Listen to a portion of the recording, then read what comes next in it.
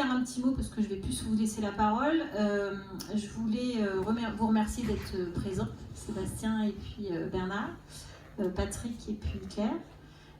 Donc ça fait 1 an et demi qu'on travaille dessus puisqu'on devait faire ça le 30 mars 2020 et puis la crise sanitaire est arrivée à 15 jours près. Voilà, on a été enfermés. Et donc on a travaillé avec le soutien de la Dragesse, donc Christophe Lesage et puis Quentin Brogy qui est salarié du CDOS, avec qui on a beaucoup travaillé sur la réunion publique de ce soir. Et donc on a voulu mettre quelque chose en place pour les enfants qui sont dans nos clubs de rugby. On s'était dit, pour qu'ils aient le numéro, pour qu'ils puissent appeler, est-ce qu'on fait ça sur une petite carte? Voilà, est-ce qu'on colle ça sur leur sac de sport? Ça ne va pas tenir. Est-ce qu'on leur donne un flyer? Ils vont le prendre, ils vont le jeter. Et donc, on s'est dit, qu'est-ce qui peut attirer un petit rugbyman? Un petit ballon de rugby. Et donc, sur le ballon de rugby, nous avons mis le logo du comité, les informations du Colosse, d'Inavem et puis du 119.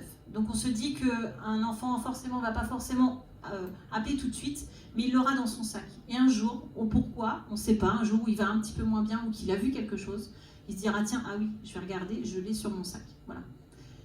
Donc, voilà, je vais vous laisser la parole. Je vais laisser la parole à Bernard. Oui, non, merci d'abord de ton introduction. Très ravi d'être là, même si la presse n'est pas là. Je crois qu'encore une fois, c'est tellement important et très heureux d'être en compagnie de Sébastien et de Colosse au pied d'argile avec lequel nous travaillons. Nous allons continuer à travailler, je lui dis, puisque j'en parlais ce matin avec mes services au téléphone, avec Laetitia entre autres. Parce que d'abord, il faut un travail considérable et que c'est tellement important. Donc, à la question qui m'était posée tout à l'heure, oui, un club de rugby, c'est d'abord un côté social.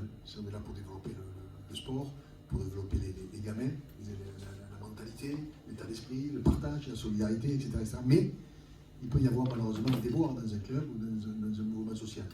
Et ça, il faut le prévenir. C'est pas quand c'est arrivé qu'il faut dire « Ah oui, si on avait su ». Maintenant, on sait que ça existe.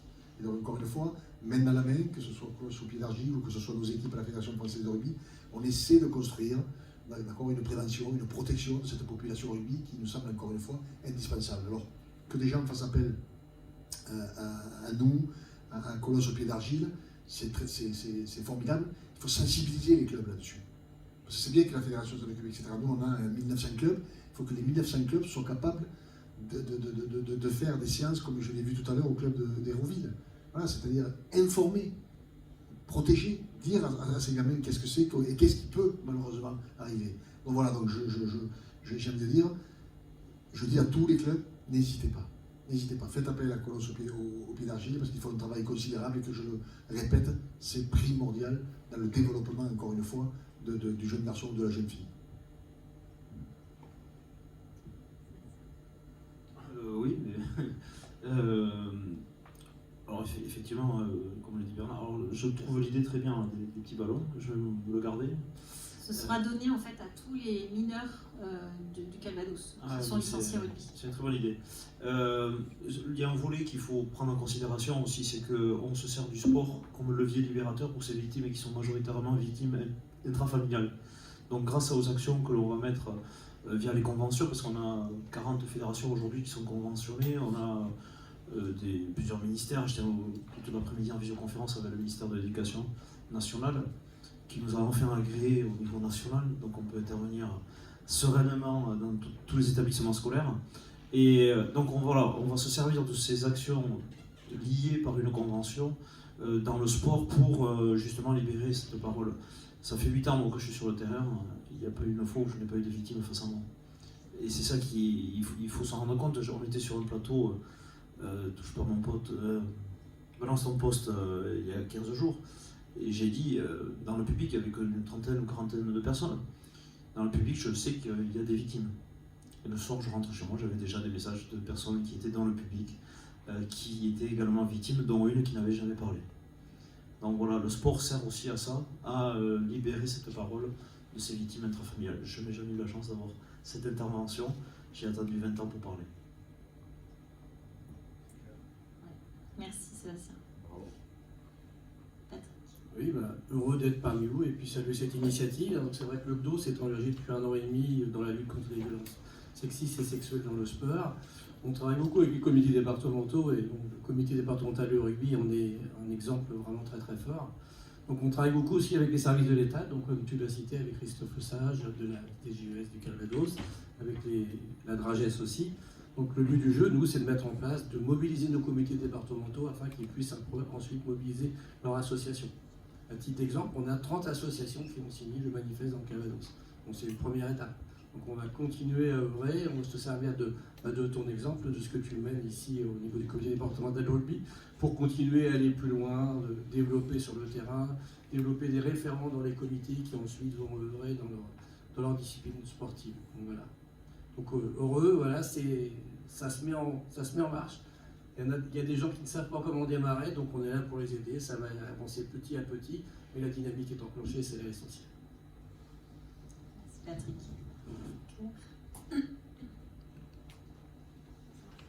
Ça marche tout seul, très bien, parfait. Merci à vous de nous avoir réunis ce soir. En effet, alors je suis donc Claire Resnaud, chargée de mission au service départemental jeunesse et sport. Je représente ce soir Monsieur le Préfet, Philippe Court, qui ne pouvait pas être là parmi nous. Alors plusieurs choses quand même peut-être pour repréciser des éléments de contexte sur effectivement la mise en œuvre et le positionnement de l'État par rapport à cette question des violences sexuelles dans le sport, parce qu'effectivement il y a beaucoup d'initiatives, mais il y a effectivement au plus haut sommet de l'État une vraie prise de conscience, puisqu'ils se sont emparés de ce sujet en relayant donc l'impulsion nationale qui avait été donnée par la ministre, et puis les premiers échanges entre Colosse au pied d'argile et puis la ministre des Sports. 2 conventions nationales sur ce sujet ont eu lieu, qui ont réuni les principaux acteurs du sport en France. Et puis une cellule dédiée a été créée au ministère, et la sensibilisation de tous ces points-là ont eu lieu dans les différents CREPS de France. Donc au niveau régional, les services de la jeunesse et des sports se sont engagés pour organiser un mois de prévention des violences sexuelles dans le sport qui a eu lieu donc en janvier 2021. Et concevoir également un mouvement olympique, un manifeste régional de lutte contre les violences sexuelles, donc, qui a été signé, vous le rappelez à l'instant, à ce jour par 170 acteurs sportifs. Et ce n'est qu'un début, et c'est là où c'est rassurant de se dire que si rapidement déjà, cette impulsion a pris tout de suite. Alors pour le Calvados, sur le plan départemental, de lutte contre les violences dans le sport et l'animation ont été adoptés par la préfecture. Ça se traduit par un soutien à l'organisation de sensibilisation des comités départementaux, comme le comité donc, de rugby, ce soir, mais aussi par des sensibilisations dans les différents territoires du Calvados. L'enjeu étant d'aller au plus près des acteurs sportifs, comme Colosse au pied d'argile, qui est un acteur expert avec lequel nous travaillons, mais également aussi le planning familial du Calvados. Donc notre objectif partagé à chacun de nos échelons respectifs est d'aider les encadrants à gérer ces situations qui sont extrêmement complexes, en favorisant notamment la qualité de l'écoute, parce que c'est bien aussi la qualité de l'écoute et la sensibilisation à ces sujets qui va donner lieu aussi à la libération de la parole. Savoir pour un jeune qu'au sein même de son club, il y a des personnes qui seront en capacité à la fois d'entendre, de recevoir, mais aussi de gérer et d'accompagner la parole d'un jeune ou d'un pratiquant sportif, c'est aussi ça qui va contribuer à la libération de la parole. Donc en complément de ce rôle de sensibilisation, les services de l'État ont également un rôle de protection des publics, et je pense donc notamment particulièrement à notre service qui réceptionne les signalements des violences dans les clubs et les accueils collectifs de mineurs. À ce titre, quand même rappeler que à l'échelon national, 400 signalements sont remontés en un an, et il y a eu en 10 mois 5 fois plus de mesures prises à l'encontre des auteurs qu'en 10 ans, ce qui est énorme. Toutes les fédérations étant concernées. Alors peut-être préciser sur ces chiffres que sur ces 400 signalements, 421 personnes étaient mises en cause, dont 245 éducateurs sportifs rémunérés ou bénévoles. Et sur ces signalements, 90% de ces signalements concernaient des violences sexuelles. Donc c'est quand même pas rien. Cette proportion dit beaucoup de ce qu'on essaye aujourd'hui de mettre en avant, en lumière, pour permettre une fois encore aux victimes de pouvoir se faire connaître, pour qu'on puisse les accompagner. Donc l'action des services de l'État, vous l'aurez compris, ne peut être entièrement efficace que si les fédérations, les comités, les clubs n'agissent pas également dans le même sens. C'est vraiment ensemble qu'on va pouvoir réussir à mener ce combat, qui est un vrai combat de société, vous le soulignez tout à l'heure. Ça permet également de faire remonter des violences aussi intrafamiliales et pas nécessairement uniquement dans les clubs. Et la libération de la parole dans ce genre de cas a besoin de se fédérer autour d'une action qui soit commune et partagée par chacun d'entre nous. Voilà, je vous remercie. Merci beaucoup. Je ne sais pas si vous voulez rebondir, sinon... Je crois que c'est 580 maintenant, finalement, qu'ils ont... À la fédération aussi, on a une cellule... Oui, bien sûr, on a monté une cellule avec un numéro d'appel, avec un mail, SOSviolence@ffr.fr, je crois. Oui. Et donc, effectivement, dès qu'on a une alerte, eh bien, on traite le dossier. Donc, soit il va si c'est une violence sexuelle, soit si c'est une autre violence, c'est pas le même... c'est pas le même interlocuteur, mais on a effectivement, autour de Laetitia Pachou en tant qu'élu, on a 4 ou 5 salariés qui sont en charge de ce domaine-là. C'est primordial, effectivement, mais encore une fois, je le répète, c'est un travail associé qui va marcher. Nous c'est bien qu'on réceptionne ces appels, mais après il faut traiter les victimes, et ça c'est le rôle de Sébastien. Il faut traiter aussi les victimes, les gens autour des victimes, voilà, le collatéral. Donc voilà, c'est un travail d'équipe, encore une fois, et fier que la Fédération française de rugby soit, je ne dirais pas la première, mais une fédération moteur dans ce domaine. On le doit, encore une fois, à tous nos licenciés. On vient de signer une convention sur la lutte contre la radicalisation aussi.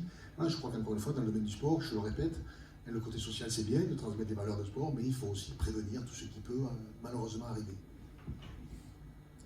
Je ne sais pas si dans la salle vous avez des questions.